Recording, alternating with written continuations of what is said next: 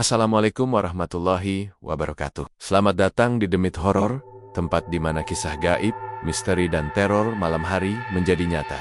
Bersiaplah, karena setiap cerita punya sisi gelap yang tak semua berani ungkap.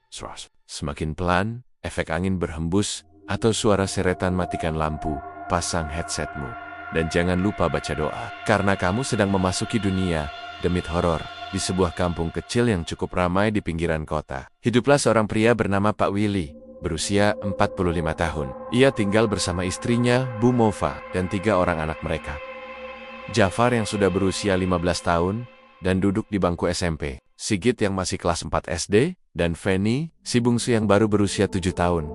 Sehari-hari, Pak Willy berjualan bakso cuanki keliling. Dengan gerobak tua yang sudah mulai berkarat di sana-sini, ia mendorong dari gang ke gang, dari rumah ke rumah, sambil meneriakkan, cuanki, cuanki, panas, gurih. Namun belakangan ini, dagangannya sepi. Entah kenapa, pembeli yang biasanya setia memanggilnya kini mulai beralih ke penjual baru yang bernama Pak Rizky. Pria itu datang sekitar 2 bulan lalu, dan langsung membuka warung bakso cuanki permanen di dekat jalan utama. Warungnya bersih, baksonya besar-besar, dan tempat duduknya nyaman. Ditambah lagi, Pak Rizky memakai media sosial untuk promosi, dan bahkan bekerja sama dengan ojek online. Pak Willy merasa tersaingi. Setiap hari ia harus melihat sendiri bagaimana pembeli-pembelinya kini duduk manis di warung Pak Rizky, sambil tertawa dan menikmati semangkuk bakso panas. Sementara dirinya hanya bisa menatap dari kejauhan, berharap ada 1-2 pelanggan lama yang masih setia pulang ke rumah. Wajahnya selalu muram. Gerobaknya nyaris kosong, bukan karena laku, tapi karena ia hanya membawa sedikit bahan agar tidak mubazir. "Gimana Pak, laku dagangannya?" tanya Bu Mova pelan, sambil menyiapkan air hangat untuk suaminya yang lelah. "Sehari ini cuma laku 3 mangkok, Mova, padahal biasanya bisa 10, 12. Sekarang orang-orang lebih suka ke warung baru itu. Padahal dulu mereka bilang, bakso kita paling enak," jawab Pak Willy dengan suara lirih dan wajah kecewa. Anak-anaknya ikut memperhatikan. Jafar, anak pertama yang mulai mengerti masalah, hanya diam. Ia tahu betapa keras perjuangan ayahnya demi menghidupi keluarga mereka. Ia sendiri pernah menawarkan untuk mencari kerja sambilan selepas sekolah, tapi Pak Willy melarang. Katanya, tugas anak adalah belajar, bukan bekerja. Hari-hari berikutnya semakin berat. Harga bahan baku naik, tabungan keluarga menipis, dan cicilan utang untuk biaya sekolah Jafar belum juga lunas. Pak Willy makin tertekan. Ia mulai menyalahkan keadaan, menyalahkan orang-orang, bahkan sempat menyindir Tuhan di dalam hatinya. "Kalau terus begini, kita bisa nggak makan, Mova," gumamnya suatu malam, sambil menatap lenggit-lenggit rumah yang bocor. "Apa aku harus jual gerobak aja?" "Jangan ngomong gitu Pak, kita kan masih punya harapan. Mungkin ini ujian aja, Panther. Lagi rezekinya, balik lagi." Bu Mova mencoba menenangkan, walau hatinya sendiri cemas. Ia tahu, jika suaminya terus-terusan seperti ini, bisa saja nekat melakukan hal yang tidak masuk akal. Keesokan harinya, saat Pak Willy mendorong gerobaknya melewati gang sepi, ia kembali melihat keramaian di warung Pak Rizky. Deretan motor parkir di depan warung, tawa pembeli, dan suara mangkok yang beradu membuat hatinya panas. Ia berhenti sejenak, memperhatikan dari kejauhan. Pandangannya kosong. Dalam hatinya, muncul suara yang belum pernah ia dengar sebelumnya. "Kalau kamu mau sukses, ada caranya. Gampang." Aisel Barani. Pak Willy menggeleng cepat, mencoba mengusir suara itu, tapi entah kenapa, bisikan itu terasa nyata, seperti berasal dari seseorang yang berdiri tepat di belakangnya. Ia menoleh, tak ada siapa-siapa. Hari itu, dagangannya kembali tak habis. Ia pulang dengan wajah lelah dan mata merah. Di dalam rumah, anak-anaknya sudah tertidur. Bu Mova duduk di dapur, menungguinya makan, walau tak ada yang bisa dimakan, selain nasi putih dan garam. "Pak, kamu nggak apa-apa?" tanya Bu Mova. Pak Willy tak menjawab. Ia hanya menatap kosong ke arah dinding dapur. Dalam benaknya, suara itu kembali terdengar. Makin jelas, makin menggoda. "Kalau kamu mau hidup enak, serahkan saja sesuatu yang berharga." Dan malam itu, tanpa disadari oleh siapapun, hati Pak Willy mulai goyah. Sebuah keputusan besar perlahan terbentuk dalam pikirannya, keputusan yang akan mengubah hidupnya dan keluarganya selamanya. Sudah seminggu lebih dagangan Pak Willy makin sepi. Ia makin sering duduk termenung di sudut rumah, menatap lantai dengan pandangan kosong. Ia merasa dunia tak lagi adil. Usaha bertahan-tahan, yang ia bangun dengan susah payah, kini nyaris hancur. Dalam hitungan bulan, hanya karena hadirnya pesaing baru. Sementara itu, kebutuhan hidup terus menghimpit. Jafar butuh uang untuk bayar seragam sekolah dan buku. Sigit mengeluh sepatu sekolahnya sobek. Feni merengek ingin jajan seperti teman-temannya. Semua itu seperti jarum kecil yang perlahan menusuk-nusuk hati Pak Willy. Rasa gagal sebagai kepala keluarga makin hari makin besar. Suatu malam, sekitar pukul 11, Pak Willy berjalan sendirian, pulang dari masjid. Ia tidak ikut salat, hanya duduk termenung di pelataran. Jalanan kampung mulai sepi. Lampu jalan yang redup membuat suasana jadi mencekam. Angin malam terasa dingin menusuk tulang saat melewati perempatan tua yang dikenal angker oleh warga. Langkah Pak Willy tiba-tiba terhenti. Di sana, berdiri seorang lelaki tua, berjubah hitam. Wajahnya samar-samar tertutup bayangan, tapi matanya memancarkan cahaya merah samar. Lelaki itu seperti sudah menunggu kedatangan Pak Willy. Pak Willy. Suara lelaki itu berat, pelan, tapi jelas terdengar. Pak Willy kaget, mundur satu langkah. Siapa Anda? Tanyanya, suara gemetar. Aku hanya utusan, kamu sudah lama dicari oleh takdirmu sendiri, kata lelaki itu. Kemudian mengulurkan tangannya dari balik jubahnya. Lelaki itu mengeluarkan sesuatu sehelai kain hitam lusuh yang di dalamnya terbungkus satu boneka kecil dari jerami dengan seutas rambut hitam terikat di leher boneka itu. Kalau kamu mau semuanya kembali seperti dulu, bahkan lebih, kamu bisa lebih kaya, lebih sukses, kamu hanya perlu memberikan satu hal, kata lelaki itu sambil menunjuk boneka itu. Pak Willy menelan ludah. Memberikan apa? Lelaki itu tersenyum. Senyum yang dingin dan membuat bulu kuduk berdiri. Seseorang yang kamu cintai. Semakin dekat hubungan darah, semakin besar balasannya. Pak Willy menatap boneka itu. Awalnya ia ingin menolak, ingin pergi dari tempat itu. Tapi kakinya seakan berat untuk melangkah. Suara di kepalanya kembali terdengar bisikan-bisikan halus yang menawarkan kekayaan, kemewahan, dan kejayaan yang tak pernah ia miliki. Aku nggak bisa, kata Pak Willy pelan. Lelaki itu mendekat, menepuk bahu Pak Willy, dan berbisik, anak pertamamu, Jafar, ia yang paling cocok. Tumbal pertama selalu yang terkuat. Pak Willy terdiam, namanya disebut, jantungnya berdegup keras. Hatinya menolak, tapi pikirannya mulai bermain-main. Bisakah ia benar-benar melakukan ini? Mengorbankan anaknya sendiri? Tapi, dia anakku, dan kamu butuh uang. Kamu butuh hidup yang layak. Kamu tidak ingin keluargamu kelaparan kan? Suara itu terus merayu, memelintir logika Pak Willy. Tanpa sadar, tangannya menerima boneka itu. Saat boneka itu berpindah tangan, angin kencang tiba-tiba berembus dari arah utara. Pohon-pohon di sekitar perempatan bergetar hebat. Suara lolongan anjing terdengar bersehet-sahutan, dan udara malam terasa lebih dingin dari biasanya. Satu malam saja, anak itu harus hilang sebelum fajar. Kalau berhasil, hidupmu akan berubah, kata lelaki itu sebelum lenyap di antara bayangan gelap perempatan. Pak Willy berdiri terpaku, menggenggam boneka jerami itu. Ia berjalan pulang seperti orang linglung. Setibanya di rumah, semua sudah tidur. Suara napas anak Hanania terdengar lembut dari dalam kamar. Ia berdiri lama di depan kamar Jafar. Tangannya gemetar saat menyentuh gagang pintu.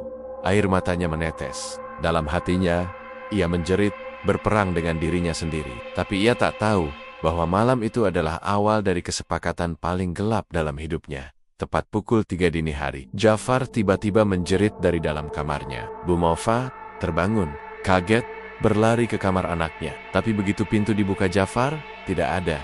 Kasurnya kosong. Jendela terbuka lebar. Angin malam menyapu masuk ke dalam kamar. Pace Willy pura-pura terkejut, pura-pura ikut panik. Bu Mofa menangis sejadi-jadinya, berteriak keluar rumah, memanggil nama anaknya. Tapi hingga pagi datang, Jafar tidak pernah ditemukan. Yang aneh, keesokan harinya gerobak Pak Willy penuh dengan pembeli. Orang-orang berkerumun, memuji rasa baksonya yang mendadak jadi sangat enak dan gurih. Dan sejak hari itu, hidup Pak Willy berubah drastis. Namun, di balik semua itu, sesuatu yang kelam mulai mengintai. Dan belum selesai. Sudah 3 hari sejak Jafar menghilang secara misterius dari kamar tidurnya. Warga kampung ikut membantu mencari. Bahkan polisi sempat datang memeriksa lokasi rumah Pak Willy. Namun tidak ada satupun jejak atau petunjuk. Jendela kamar memang terbuka lebar, tapi tidak ada bekas kaki, tidak ada jejak tanah. Dan anehnya, tidak ada suara yang didengar tetangga saat malam kejadian. Bu Mofa tidak berhenti menangis. Matanya sembab, Tubuhnya lemas, dan setiap pagi ia duduk di teras, menunggu Jafar pulang. Ia percaya anak sulungnya tidak mungkin kabur. Jafar adalah anak penurut, rajin sholat, dan sangat peduli pada keluarganya. "Pak, aku masih bisa dengar suara langkah kakinya malam-malam. Masih kebayang dia panggil aku dari kamar," ucap Bu Mofa sambil menggenggam foto Jafar. Air matanya menetes deras. Pak Willy hanya diam, dadanya sesak. Ada rasa bersalah yang besar di dalam hatinya, tapi ia tak sanggup bicara. Di depan istrinya, ia pura-pura kuat, namun dalam batinnya ada suara yang terus mengejek dan mengingatkannya. "Sudah kamu serahkan.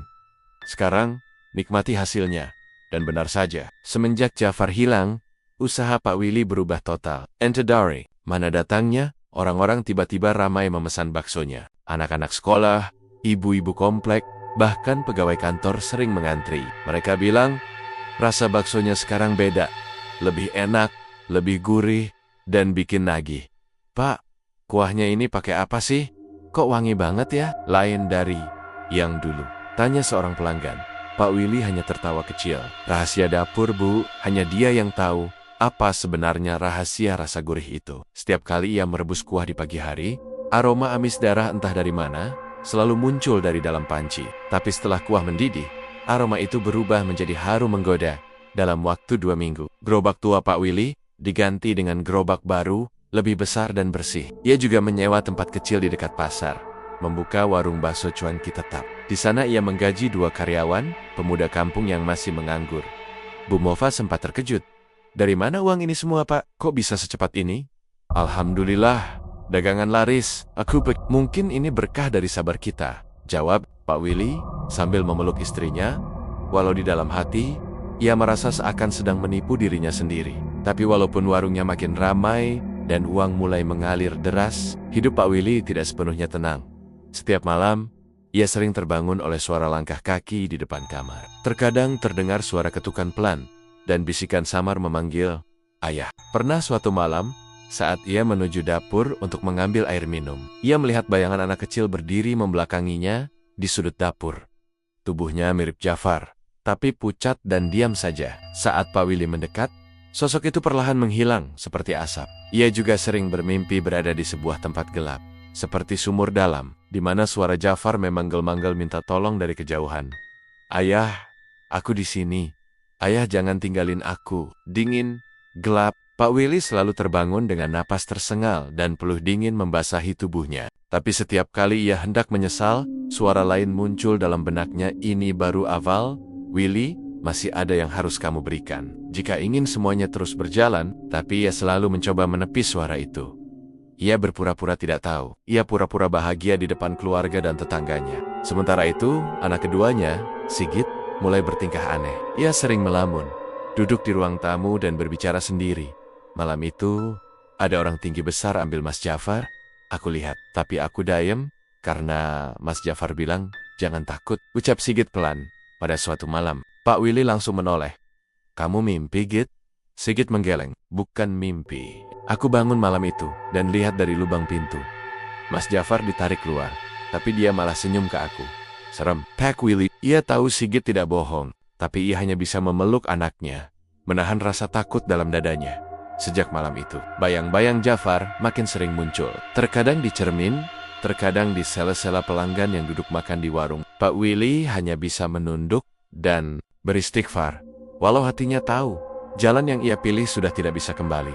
Namun suara itu terus membisik, "Ini baru satu. Kau harus siap untuk yang berikutnya." Dan di ujung lorong gelap nasibnya, sebuah perjanjian baru mulai menunggu. Waktu berlalu cepat. Sejak Jafar menghilang, warung bakso cuanki milik Pak Willy terus berkembang. Sekarang dia sudah punya 10 karyawan, semua anak muda dari kampung sebelah. Warungnya pun tak pernah sepi. Setiap hari penuh pembeli. Dari pagi hingga malam, orang-orang mulai memanggilnya juragan bakso. Namun, di balik senyum dan ramainya warung, hati Pak Willy mulai tidak tenang. Hari itu, angin terasa aneh. Langit mendung sejak pagi, langit berwarna kelabu, dan udara seperti berat, membuat bulu kuduk merinding. Tanggal merah di kalender dilingkari tinta merah oleh Bu Mofa. Tulisannya jelas, "Malam 1 Suro." Bu Mofa tampak gelisah sejak pagi. Ia menghidupkan bacaan surat Yasin dari radio tua di dapur. Sambil menyiapkan sarapan, "Malam ini jangan keluar ya, Pak," ucap Bu Mofa sambil menyajikan teh hangat. malam suro itu angker. Banyak kejadian aneh. Dulu-dulu juga suka ada orang hilang. Pak Willy hanya diam.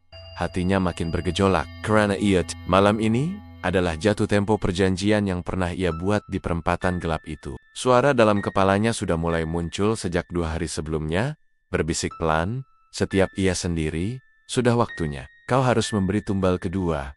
Kalau tidak, semua yang kau punya akan diambil. Sorenya saat warung mulai sepi, salah satu karyawan bernama Rano datang menghampiri Pak Willy. Wajah Rano pucat, tubuhnya gemetaran. "Pak, saya mau berhenti kerja," ucapnya pelan. Pak Willy kaget. "Loh, kenapa?" Rano menatapnya penuh ketakutan. "Tiap malam saya mimpi aneh, Pak. Mimpi anak laki-laki duduk di panci bakso. Tubuhnya penuh darah. Dia bilang, 'Jangan makan, itu dagingku.' Saya nggak tahan, Pak. Maaf." Pak Willy menahan napas. Ia ingin memarahi tapi tak bisa. Ia tahu makhluk itu sudah mulai menunjukkan dirinya pada orang lain. Tumbal berikutnya memang harus dipilih malam ini. Saat malam mulai turun, warung sudah ditutup lebih awal. Langit makin gelap, tanpa bintang, dan suara burung malam terdengar melengking. Pak Willy berdiri di belakang warung, menatap panci besar yang masih setengah berisi kuah dan daging. Angin mendesir aneh, membawa bau amis yang menusuk hidung. Tiba-tiba, bayangan hitam muncul dari balik tembok. Sosok tinggi besar, wajahnya tidak terlihat, hanya sorot mata merah menyala. Sudah saatnya. Suara itu bergema, namun tanpa gerak bibir. "Kau harus beri aku tumbal baru." Pak Willy ketakutan. "Tapi siapa yang harus saya beri?" Sosok itu mengangkat tangannya, dan dari bayangan muncullah daftar nama 10 karyawan Pak Willy. Melayang di udara, satu nama menyala merah. Rano, dia yang melihat mimpi. "Dia harus diam selamanya," ucap sosok hitam itu. Pak Willy gemitar, menelan ludah. Ia masih ingat wajah Rano yang memohon keluar dari pekerjaannya. Tapi di dalam dirinya, ia seperti sudah tidak punya pilihan. Ia tahu, kalau ia melawan, maka nyawanya atau keluarganya sendiri yang jadi gantinya. Malam itu, Pak Willy menjemput Rano dengan alasan ingin bicara empat mata. Ia membawanya ke tempat kosong di belakang rumah. Katanya, mau kasih pesangon. "Maaf ya Ron, ini bukan salahmu," bisik Pak Willy dengan suara parau. Tanpa peringatan, angin kencang menyapu tempat itu. Rano jatuh ke tanah, tubuhnya bergetar, matanya membelalak melihat sesuatu di belakang Pak Willy. "Pak, di belakang ada makhluk hitam." Pak Willy tidak berani menoleh. Ia hanya memejamkan mata, dan dalam sekejap, tubuh Rano terangkat ke udara, melayang dan berputar di tengah angin hitam, lalu lenyap seperti debu yang ditelan kegelapan. Pak Willy terduduk lemas, tangan dan bajunya basah oleh keringat. Suasana malam kembali sunyi, seolah tak terjadi apa-apa. Tapi ia tahu, ia baru saja menyerahkan tumbal kedua. Keesokan harinya, warga heboh. Rano dinyatakan hilang. Ibunya menangis. Beberapa tetangga mulai curiga. Tapi tidak ada yang berani mencurigai Pak Willy, karena semua orang tahu ia orang baik dan dermawan, yang rajin memberi sumbangan ke masjid dan panti asuhan. Namun sejak malam itu, Pak Willy tak lagi bisa tidur dengan tenang. Mimpi-mimpinya makin mengerikan. Kadang ia melihat Rano duduk di pojok warung, sambil memegang kepala sendiri. Kadang ia melihat sosok Jafar berdiri di dalam panci bakso, memanggil-manggil ayahnya dengan suara lirih. "Ayah, kenapa aku? Ayah, jangan tambah korban lagi." Pak Willy mulai ketakutan sendiri di dalam rumahnya yang kini makin besar dan mewah. Hatinya mulai berteriak, tapi ia tahu kesepakatan itu belum selesai. Masih akan ada tambal-tambal berikutnya, dan malam-malam berikutnya akan menjadi lebih gelap dari sebelumnya. Setelah malam satu suro berlalu, dan Rano menghilang tanpa jejak, hidup Pak Willy semakin jauh dari kata tenang. Warungnya semakin ramai, uang mengalir deras, dan ia bahkan membeli mobil bekas untuk antar bahan baku. Tapi semua itu tak bisa menenangkan hatinya yang terus diganggu oleh rasa bersalah dan ketakutan. Setiap malam suara-suara aneh terdengar di rumahnya. Kadang seperti langkah kaki berjalan pelan di atas plafon, kadang seperti suara pintu kamar yang berderit, padahal tidak ada. Engkel. Bahkan sesekali terdengar suara air mendidih seperti dari panci besar. Padahal di dapur tak ada siapa-siapa. Namun yang paling membuat Pak Willy terguncang adalah mimpi-mimpinya. Malam demi malam, Pak Willy selalu mimpi hal yang sama. Ia berada di tengah ladang kering, di mana banyak sosok tubuh manusia terkubur setengah badan. Mereka semua menangis, menatapnya, dan mengulurkan tangan, memohon ampun. "Ayah, kenapa tega, Pak? Saya cuma mau kerja, saya nggak salah apa-apa." "Ayah, dingin di sini. Wajah-wajah itu adalah wajah orang-orang yang telah ia korbankan Jafar dan Rano. Suatu malam, ia terbangun dengan keringat membasahi seluruh tubuh. Nafasnya memburu, dan di ujung tempat tidur, ia melihat sesosok bayangan berdiri. Sosok itu tinggi, rambutnya panjang menutupi muka, dan tubuhnya menggel. Saat Pak Willy ingin berteriak, sosok itu mendekat dan berbisik. Belum selesai, Willy. Belum selesai. Pak Willy menjerit. Suaranya membuat Bu Mova terbangun. Pak, kamu mimpi buruk lagi ya? Tanya Bu Mova cemas sambil memegang bahu. Suaminya, Pak Willy hanya mengangguk, masih terengah-engah. Udah, ayo wudhu, minta ampun sama Allah. Biar hatimu tenang, ucap Bu Mova sambil membimbing Pak Willy ke kamar mandi. Namun rasa bersalah itu tidak hilang. Justru, hari demi hari, gangguan semakin mania di JD. Anak kedua mereka, Sigit, mulai menunjukkan perubahan aneh. Anak itu jadi sering termenung jerang Baikara, dan matanya sering melihat ke arah sudut rumah yang kosong. Ia bahkan pernah bicara sendiri, seolah sedang berbicara dengan seseorang yang tidak terlihat. Suatu malam, Bu Mova melihat Sigit duduk di ruang tamu, menghadap dinding, lalu berbicara pelan.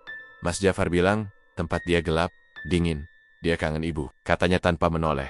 Bu Mova yang mendengarnya langsung merinding. Ia mendekat dan memeluk anaknya. Sigit, kamu ngomong sama siapa, nak? Sigit hanya menjawab dengan wajah datar. Mas Jafar duduk di belakang ibu. Dia lihat ibu nangis terus. Bu Mova langsung menoleh ke belakang, tapi tentu saja tidak ada siapa-siapa. Aej lalu membawa Sigit masuk kamar dan membaca ayat kursi sambil memeluk anak itu erat-erat. Keesokan harinya, Bu Mova memberanikan diri bicara pada suaminya. Pak, aku takut. Anak kita mulai diganggu. Aku ngerasa ada yang gak beres. Di rumah ini, Pak Willy pura-pura tidak paham. Gangguan apa sih? Ikut aku. Bu Mova membawa Pak Willy ke dapur. Ia menunjuk ke lantai dekat kompor. Di sana terlihat jejak kaki kecil yang seperti terbuat dari lumpur berjejer menuju pintu belakang. Padahal malam sebelumnya hujan tidak turun dan semua anak sedang tidur. Pak, aku minta kita cari orang pintar atau ngajiin rumah ini. Aku takut. Pak Willy menunduk. Ia tak sanggup menatap istrinya. Dalam hatinya, ia tahu ini semua akibat dari perbuatannya sendiri. Tapi ia belum siap mengaku. Ia takut semuanya hancur, harta, usaha, bahkan keluarganya sendiri. Namun makin ia menunda, makin besar teror yang datang. Beberapa hari kemudian, salah satu karyawannya yang bernama Ari meninggal secara mengenaskan. Tubuhnya ditemukan mengambang di sumur tua di belakang rumahnya, dengan wajah yang membiru dan kedua mata terbuka lebar, seperti melihat sesuatu yang mengerikan. Sebelum mati, warga kampung mulai resah. 2 karyawan Pak Willy sudah hilang dan mati dalam waktu dekat. Gosip mulai beredar. Warung bakso Pak Willy dianggap keramat dan menyimpan sesuatu. Tapi anehnya, justru sejak kematian Ari, warung Pak Willy makin ramai. Bahkan, pelanggan mulai datang. Dari luar, uang makin banyak, tapi Pak Willy makin tertekan. Bisikan-bisikan halus mulai terdengar lebih sering di siang hari. Bahkan saat ia sedang mengaduk kuah bakso, suara seperti bisikan dari dalam panci berkata, daging ini lebih enak kalau dari orang yang bersih, suci, belum banyak dosa. Pak Willy menjatuhkan sendok pengaduk. Tangannya gemetar. Apa maksudnya? Bisiknya sendiri. Dan seperti menjawab, suara itu muncul lagi. Tumbal berikutnya, seorang santri. Pak Willy tersentak. Kali ini, permintaan tumbalnya berbeda. Bukan karyawan, bukan orang biasa, tapi seorang santri, orang yang suci, yang hidupnya diisi doa dan zikir. Ia tahu ini tidak mudah. Tapi ia juga tahu, jika ia tidak menurut, maka konsekuensinya akan lebih mengerikan. Ia sudah kehilangan 1 anak. Ia tidak ingin kehilangan yang lain. Tapi di lubuk hatinya, ia sadar, semakin dalam ia melangkah, semakin banyak jiwa yang harus ia serahkan, dan kini, pilihan makin sempit. Entah berapa lama lagi sampai keluarganya ikut jadi korban. Sejak suara gaib itu menyebut santri sebagai tumbal berikutnya, pikiran Pak Willy makin kacau. Bayangan Jafar dan para korban lain terus menghantuinya. Tapi di sisi lain, ia juga tahu bahwa jika tak menyerahkan tumbal sesuai perjanjian, maka akan ada konsekuensi yang lebih parah. Dulu, waktu ia telat menyerahkan tumbal kedua, keluarganya mulai diganggu. Kali ini, ia tak mau mengambil risiko hari-hari berikutnya. Pak Willy mulai mencari target. Ia mondar-mandir di sekitar pesantren kecil yang terletak tak jauh dari pasar. Di sana banyak anak-anak muda mondok, belajar agama. Mereka sering keluar sore hari untuk membeli makanan atau jajan ke warung-warung. Di antara para santri itu, ada satu anak yang menarik perhatian Pak Willy. Anak itu bernama Rohim. usia sekitar 16 tahun. Wajahnya bersih, tutur katanya sopan, dan ia sering mampir ke warung bakso milik Pak Willy, sekadar membeli air mineral atau gorengan. Rohim dikenal di pesantren sebagai anak yang rajin ngaji dan sangat patuh pada kiai. Yang itu cocok, bisik suara halus di telinga Pak Willy, suci, bersih, dan belum ternoda, sempurna sebagai tumbal. Pak Willy makin sering mengawasi Rohim. Ia bahkan mulai menyapa anak itu dengan ramah. Rohim, kalau mampir jangan cuma beli minum, coba makan baksonya. Gratis buat kamu. Rohim tersenyum sopan. Terima kasih Pak, tapi saya lagi puasa sunnah. Mendengar itu, hati Pak Willy semakin resah. Anak itu benar-benar santri yang saleh, semakin bersih, makin besar kekuatan pesugihannya jika berhasil ditumbalkan begitu janji makhluk itu. Malamnya, Pak Willy melakukan ritual sesuai petunjuk. Ia menyiapkan kemenyan, kain hitam, boneka jerami baru, dan segenggam tanah dari kuburan lama. Semua diletakkan di belakang rumah, di bawah pohon pisang. Ia membaca mantra yang dibisikkan kepadanya, lalu membakar rambut dari sisir yang ia ambil diam-diam dari tempat duduk Rohim. Angin langsung bertiup kencang. Pohon pisang bergoyang hebat. Dari dalam kegelapan, sosok hitam tinggi besar muncul. Tapi kali ini matanya bukan merah, melainkan menyala biru terang. Wajahnya tampak lebih marah dari biasanya. Kenapa kau pilih anak itu? Suara makhluk itu menggelegar. Pak Willy gemetar. Itu yang kalian mau kan? Seorang santri, dia anak baik. Tapi dia bukan milikmu. Dia milik yang lebih tinggi dariku, jawab sosok itu. Suaranya penuh kemarahan. Mendadak, tanah di bawah tempat ritual retak. Asap hitam menyembur ke udara. Dari retakan itu terdengar jeritan, tangisan, dan suara ribuan lalat berdengung. Pak Willy terlempar ke belakang, dadanya sesak, napasnya tercekat. Dia bukan milik kami! Teriak sosok gaib itu. Kau telah melanggar garis. Malam itu menjadi malam terpanjang dalam hidup Pak Willy. Ia tak sadarkan diri selama beberapa jam. Dan ketika ia terbangun, pagi sudah datang. Tubuhnya penuh lumpur dan luka gores. Tapi yang paling mengerikan bukan luka itu, melainkan kenyataan bahwa tumbal kali ini gagal. Hari-hari berikutnya berubah jadi neraka. Rumah Pak Willy bukan lagi tempat tinggal, melainkan sarang teror. Fanny, anak bungsunya, mulai kerasukan. Ia yang biasanya ceria, kini jadi pendiam, suka berbicara sendiri dengan suara berat. Kadang ia duduk di pojokan sambil mengelus boneka dengan tangan kaku, sambil berkata, Mas Jafar bilang sebentar lagi semua ikut. Semuanya bakal gelap. Suatu malam, saat Bu Mova tengah menidurkan Fanny, tiba-tiba, anak itu membuka mata lebar-lebar. Suaranya berubah dalam dan berat. Ibu, besok jangan masak. Kita akan makan bersama di bawah tanah, tempat Mas Jafar menunggu. Bu Mova, ia langsung membawa Fanny ke kamar dan membaca ayat suci. Tapi tubuh Fanny menolak. Ia berontak seperti orang kerasukan dan terus menyebut nama-nama orang yang sudah mati. Tak hanya itu, Sigit pun, ikat-ikatan, berubah. Anak itu jadi seperti mayat, hidup, tidak banyak bicara, makan sedikit, dan matanya sering menatap keluar jendela dengan pandangan kosong. Pak, aku lihat ibu-ibu, tanpa kepala, berdiri di kebun. Dia panggil aku Pak, ucapnya lirih. Pak Willy tak tahu harus bagaimana. Istrinya makin curiga, anak-anaknya makin parah, dan warungnya meskipun ramai, mulai mengeluarkan bau amis yang menusuk. Bahkan pembeli mulai mengeluh. Pak, kuahnya ini kenapa ya? Baunya kayak bau anyir darah. Beberapa pelanggan mulai berhenti datang. Warga sekitar warung mulai bisik-bisik. Karyawan pun satu persatu mengundurkan diri karena merasa tidak nyaman. Mereka bilang sering mendengar suara aneh saat malam, dan sering melihat bayangan berdiri di dalam dapur. Puncaknya terjadi ketika Bu Mova menemukan kain hitam berisi boneka jerami dan rambut di belakang rumah. Ia langsung menuduh suaminya bermain pesugihan. Pak, ini apa? Jelaskan, kamu main pesugihan ya? Kamu korbanin anak kita, Jafar. Pak Willy tak bisa menjawab. Tubuhnya gemetar, matanya mulai berair. Suara di kepalanya berteriak keras, seolah meminta pengakuan. Iya, lirihnya. Akhirnya, Bu Mova menjerit histeris, langsung memukul suaminya sambil menangis. Kamu tega, kamu jual anak kita buat warung.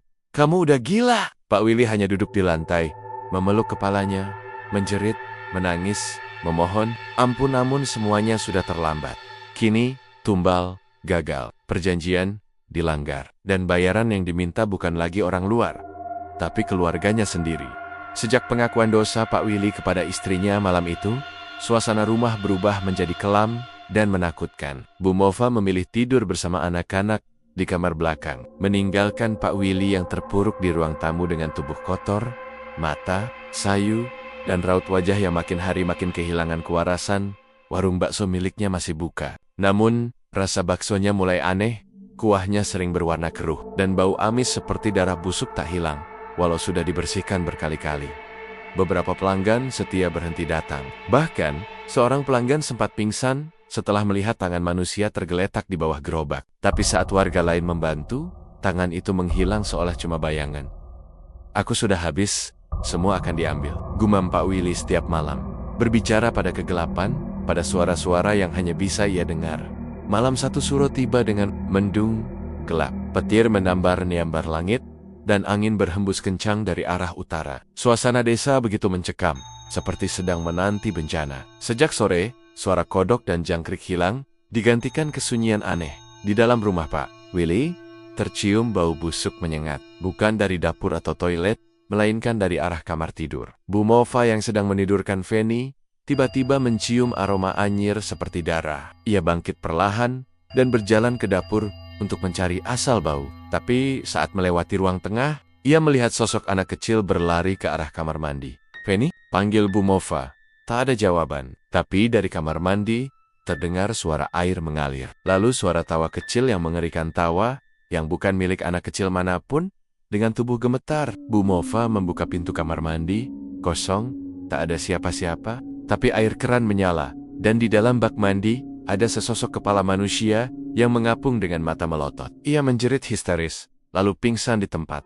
Sementara itu, Sigit yang tidur di kamar, tiba-tiba terbangun. Ia mendengar suara seseorang mengetuk jendela kamarnya pelan. "Tok, tok, tok." Ia mendekat, mengintip dari balik tirai. Tapi yang dilihatnya bukan orang biasa, melainkan sosok Mas Jafar, kakaknya yang sudah mati, dengan tubuh penuh luka dan mata hitam berlubang. Jafar tersenyum sambil berbisik, "Dik, sini, ikut aku. Kita main di bawah tanah." Sigit menjerit second keng-keng-kengnya, hingga Pak Willy terbangun dan berlari ke kamar. Tapi saat ia membuka pintu, kamar itu kosong. Hanya ada jejak lumpur dan tanah basah menuju keluar jendela. Sigit hilang, lenap, tak ada jejak lagi. Pak Willy panik. Ia lari ke kamar belakang, tempat Bu Mova dan Feni tidur, hanya untuk menemukan istrinya tergeletak di lantai, pingsan dengan darah mengalir dari telinganya. Di atas ranjang, Feni duduk sambil menggambar di dinding pakai darah, membentuk tulisan, "Semua harus ikut, ayah juga." Feni kemudian menoleh pelan ke arah ayahnya. Matanya merah menyala seperti bara api, lalu berteriak dengan suara yang tak manusiawi, "Ayah, giliranmu." Pak Willy jatuh terduduk, tubuhnya gemetar, air mata mengalir. "Jangan, jangan ambil mereka. Aku yang salah, aku." Tapi semuanya sudah terlambat. Beberapa jam kemudian, warga digegerkan oleh suara teriakan dari rumah Pak Willy. Tetangga yang memberanikan diri masuk menemukan Bu Mova tewas, tergantung di dapur. Lidahnya menjulur, matanya terbuka lebar. Feni Daitimuken di dalam sumur belakang, tenggelam bersama bonekanya. Sementara itu, Sigit tak pernah ditemukan lagi, seolah lenyap ditelan bumi. Dan Pak Willy, ia ditemukan duduk di tengah ruang tamu, tertawa-tawa seperti orang kesurupan. Makan mie mentah dicampur tanah, matanya kosong, dan tubuhnya bau bangkai. Mulutnya terus berkomat-kamit. Mas Jafar sudah pulang. Semua sudah tenang. Warung tetap ramai. Bakso tetap enak. Bakso, CUANK, Bakso, CUANK, Polisi datang, dan ia dibawa ke rumah sakit jiwa. Tapi setiap malam, perawat melaporkan kejadian aneh di ruang isolasi tempat ia dirawat. Seperti suara mangkuk bakso berdenting, bau kuah daging rebus, dan suara anak-anak tertawa sambil menyanyikan lagu. Bakso cuanki, darahnya manis, dagingnya suci. Sejak malam kelam saat seluruh keluarganya menjadi korban tumbal, rumah Pak Willy resmi menjadi rumah terkutuk. Tak ada satupun warga yang berani mendekat, apalagi masuk. Pagar rumah ditutup paksa warga dengan papan kayu dan kain putih, lengkap dengan sesajen dan dupa yang terus menyala setiap malam. Namun warung cuanki milik Pak Willy tetap ramai. Entah dari mana datangnya, setiap malam orang-orang asing berdatangan, membeli bakso cuanki, duduk tanpa bicara, lalu menghilang begitu saja seperti kabut. Padahal warga sekitar tidak ada yang pernah melihat siapapun benar-benar masuk atau keluar dari sana.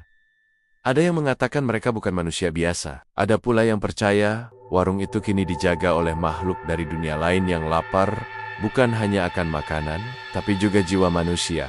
Beberapa minggu setelah tragedi itu, seorang pemuda bernama Rian, seorang mahasiswa dari luar kota, datang ke desa itu untuk meneliti cerita horor bakso pesugihan. Ia mendengar kabar tentang warung angker itu dari forum internet dan ingin menulis skripsi tentang mitos dan pesugihan kuliner di Jawa. Ini cuma mitos, katanya pada warga saat diperingatkan agar tidak mendekati rumah Pak Willy. Namun keyakinannya runtuh pada malam ketiga saat ia diam-diam menyelinap ke warung itu. Lampu di warung memang redup, tapi terlihat jelas ada kuali besar mendidih. Aroma kuah dan rempah menguar, menggoda siapapun yang mencium. Di pojok warung ada meja dengan beberapa mangkuk kosong, seperti bekas digunakan. Rian, yang penasaran, mendekat ke kuali. Tapi begitu ia membuka tutupnya, isi kuali bukan kuabi. Yang mengambang di dalamnya adalah potongan tubuh manusia, tangan, kaki, bahkan kepala, yang matanya masih terbuka lebar. Rian menjerit, tapi tubuhnya tak bisa bergerak. Ia seperti dipaku di tempat. Dari dalam ruang dapur warung, terdengar suara langkah kaki, lalu muncul Pak Willy, tapi bukan Pak Willy yang dulu. Tubuhnya kurus, matanya hitam pekat, bibirnya robek seperti terus tersenyum. Di tangannya ada pisau besar berlumuran darah. "Kamu mau jadi bakso, nak?" tanyanya dengan suara berat dan bergaung, seolah keluar dari dua mulut sekaligus. Rian kabur sekuat tenaga, tapi saat ia berlari keluar warung, suasana desa berubah menjadi gelap pekat. Jalan yang ia kenal berubah jadi lorong panjang yang penuh suara-suara tangis dan jeritan. Pohon-pohon bergoyang tanpa angin, dan suara anak-anak bernyanyi terdengar. Dari berbagai arah, bakso cuanki, darahnya manis, dagingnya suci. Ketika Rian sadar, ia sudah tergeletak di depan gerbang desa, dengan tubuh kotor dan mata merah, seperti kurang tidur berminggu-minggu. Ia tak pernah kembali lagi ke desa itu. Tapi ia sempat meninggalkan catatan sebelum pergi. Warung itu bukan warung biasa. Siapapun yang masuk dengan niat tamak, akan dimakan bukan hanya oleh kuali, tapi juga oleh kutukan yang haus tumbal. Pak Willy bukan lagi manusia. Ia sekarang bagian dari sesuatu yang lebih jahat, lebih tua, dan lebih kelaparan daripada yang bisa kita bayangkan. Beberapa minggu setelah kejadian itu, warung Pak Willy meledak sendiri di malam Jumat Kliwon. Api membakar habis tempat itu tanpa alasan jelas, padahal warga tidak melihat siapapun menyalakan api. Anehnya, tidak ada bau daging hangus atau kayu terbakar. Yang tercium hanyalah bau kuah bakso dan darah. Di tengah puing-puing, warga menemukan mangkuk bakso berisi tulang kecil tulang manusia. Dan di dinding belakang warung, yang masih setengah berdiri, tertulis dengan darah, "Tumbal belum lunas." Setelah warung bakso Pak Willy terbakar tanpa sebab yang jelas, warga desa Banaran mulai merasa tenang. Rumah Pak Willy sudah dikosongkan, pintunya dipalang bambu, dan warga bersama tokoh adat melakukan ritual tolak bala beser bisaren di balai desa. Tapi sayangnya, ketenangan itu cuma sementara. Beberapa malam setelahnya, satu persatu warga mengalami mimpi buruk yang sama. Dalam mimpi itu, mereka duduk di warung bakso yang penuh asap. Di hadapan mereka, mangkuk bakso yang isinya bukan daging sapi, tapi potongan tubuh manusia lengkap dengan mata yang masih melirik. Dan di ujung warung, Pak Willy berdiri sambil tertawa. Wajahnya setengah meleleh seperti lilin. "Masih ada yang harus bayar. Tumbal terakhir. Belum lunas," katanya dalam mimpi. Sementara itu Ryan, pemuda yang pernah selamat dari warung itu, kembali ke desa. Tapi kali ini bukan untuk meneliti. Ia datang bersama seorang ustadz dan dua orang spiritualis dari luar. Ia ingin mengakhiri semuanya. Kutukan ini tidak akan selesai sebelum tumbal terakhir terpenuhi. Jelas salah satu spiritualis bernama Busarni. Dan satu-satunya cara untuk menghentikan siklus ini adalah dengan menghadapinya langsung. Malam Jumat Kliwon, Rian dan timnya masuk ke reruntuhan warung. Meski bangunannya sudah rata dengan tanah, mereka mendirikan tenda kecil dan menyiapkan pagar gaib dari benang putih, dupa, dan air doa. Begitu tengah malam tiba, tanah di bekas warung itu mulai bergetar. Asap hitam muncul dari tanah seperti napas neraka. Bau amis langsung menyergap. Lalu muncul suara jeritan anak-anak, tangisan wanita, dan tawa Pak Willy. Dan benar saja, dari dalam tanah muncul sosok Pak Willy. Tapi kali ini, ia bukan manusia. Tubuhnya tinggi 2 meter, kulitnya hitam hangus, dan di punggungnya menempel wajah-wajah orang yang pernah ia tumbalkan Jafar, Sigit, Feni, bahkan Bu Mova. Semua wajah itu menangis. "Saya lapar," teriak makhluk itu. Rian berusaha tetap tenang. Ia meletakkan boneka milik Feni di tanah, dan membacakan doa dengan suara bergetar. Bu Sarni menyeramkan air doa ke tanah sambil membacakan ayat suci, dan ustaz itu memimpin di zikir keras-keras. Tanah bergetar makin kuat. "Ini belum cukup, kalian masih berhutang jiwa," teriak Pak Willy dengan suara menggema. Tapi saat itu juga, langit terbuka. Hujan deras turun, namun bukan air biasa, air yang berbau harum seperti bunga Kamboja. Api gaib yang berkobar padam. Dan wajah-wajah di tubuh Pak Willy menjerit bersamaan, memohon ampun. Makhluk itu perlahan hancur. Tubuhnya terurai menjadi abu, dan angin menerbangkannya ke arah Sungai Bengawan. Malam itu, semuanya berhenti. Tidak ada lagi suara, tidak ada lagi tawa menakutkan, tidak ada lagi bau darah.